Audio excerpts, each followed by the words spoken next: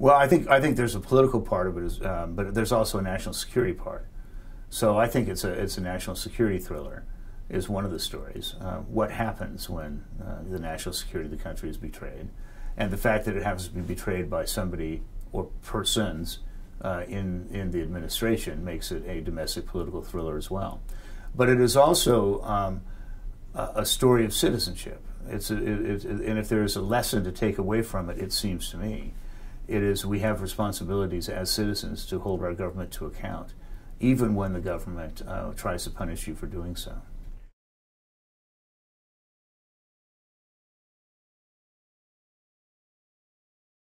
What I would hope that people would take from the movie are a couple of things. One, an appreciation and respect for the need to protect the identities of covert CIA officers because they work to defend the national security of the country.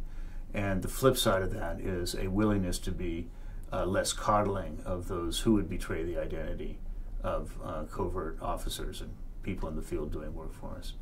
And then the second, I think, larger lesson that I always try and leave with audiences when I speak to them is the importance of being a good citizen. You cannot sit back and be passive and expect that that the Republic is going to survive.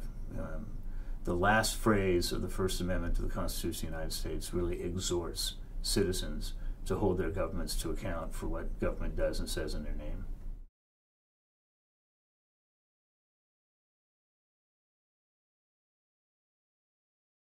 Well, it certainly struck me that that this was a particularly dirty way of coming back at me. Washington politics are bare knuckle, we all know that. But generally speaking, one's family are kept out of it, unless the family's campaigning for you if you're a politician, or your family gets busted or something happens with criminal activity. But you don't see Scooter Libby's wife in the news. You don't see Karl Rove's wife in the news. There was no reason to put my wife in the news.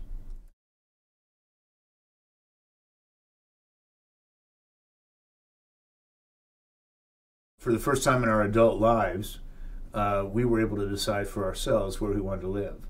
Because up until that point, when Valerie's career was taken away from her, it was the U.S. government who decided where we were going to live, whether it was Gabon or whether it was Washington, D.C., as she was working in headquarters. So we spent a couple of years thinking about where we wanted to raise our kids.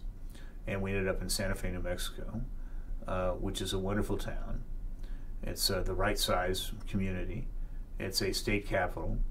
It's tremendously diverse with cultures and peoples who have been there for several hundred years. The climate's good, and the people are nice.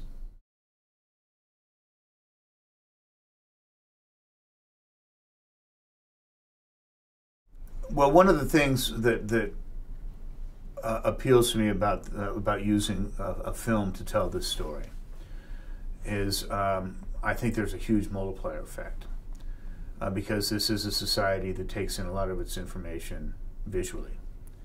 And it's a particular responsibility in a story like this for Hollywood in dramatizing it to be faithful to the truth, the underlying truth. Because this is a lens through which many people will remember this time 10 or 15 years from now. Very much like even people like me. I was an adult during the Watergate hearings. I watched the Sam Ervin committee hearings. I watched Haldeman, Ehrlichman, and Dean testify live. But even with that own sort of personal history, when I think about Watergate now, 30 years later, 35 years later, I think about it through the lens of all the president's men. So there is obviously a real impact that can be made by film.